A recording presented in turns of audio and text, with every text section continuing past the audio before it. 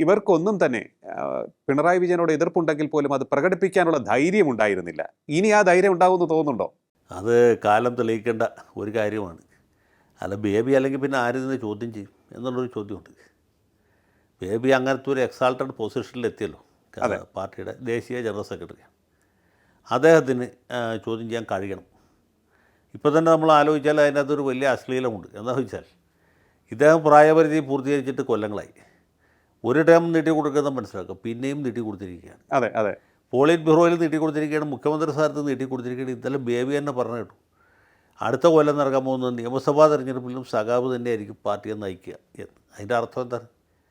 Marxist പാർട്ടിക്ക് കൂട്ടായ ഒരു നേതൃത്വം ഇല്ല എന്നുള്ളതല്ലേ. ഇങ്ങനെ ഒരു വ്യക്തിയെ ആശ്രയിച്ച് ചലിക്കേണ്ട ഒരു സംവിധാനമല്ലല്ലോ ഇടതുപക്ഷ ജനാധിപത്യ മുന്നണി അല്ലെങ്കിൽ മാർക്സിസ്റ്റ് കമ്മ്യൂണിസ്റ്റ് പാർട്ടി. അങ്ങനെ ആവാൻ പാടില്ല. അപ്പോൾ ഇവിടെ ഒരു വ്യക്തിക്ക് വലിയ പ്രാധാന്യം കിട്ടും, മറ്റുള്ളവരൊക്കെ മിക്കവാറും അപ്രസക്തരായി തീർന്നിരിക്കുന്നു. ഇതാണ് പ്രശ്നം. അപ്പോൾ പാർട്ടി കമ്മിറ്റി കൂടുമ്പോഴും ഈ ഭരണത്തിലുള്ള വീഴ്ചകൾ, അതിൽ വന്നു പോകുന്ന അബദ്ധങ്ങൾ അല്ലെങ്കിൽ അഴിമതി ആരോപണങ്ങളൊക്കെ വരുമ്പോൾ കൃത്യമായിട്ടൊരു നിലപാട് സ്വീകരിക്കാനും ഇത് തെറ്റാണ്, ഇത് തിരുത്തണം എന്ന് മുഖ്യമന്ത്രിയോട് പറയാനും കഴിവുള്ള, ആർജവമുള്ള, തൻ്റെ ഇടമുള്ള ആളായിരിക്കണം പാർട്ടിയുടെ ജനറൽ സെക്രട്ടറി. അതുകൊണ്ട് മാതൃ സംസ്ഥാനം എന്നുള്ള എനിക്ക് പ്രത്യേകിച്ച് ബേബിക്ക് കൂടുതൽ ഉത്തരവാദിത്വമുണ്ട്. അപ്പോൾ ആ ഉത്തരവാദിത്വം അദ്ദേഹം നിറവേറ്റുമോ, ഇതിലൊരു തിരുത്തൽ ശക്തിയായിട്ട് നിലനിൽക്കാൻ അദ്ദേഹത്തിന് സാധിക്കുമോ എന്നുള്ളതാണ് ഏറ്റവും പ്രധാനപ്പെട്ട ചോദ്യം.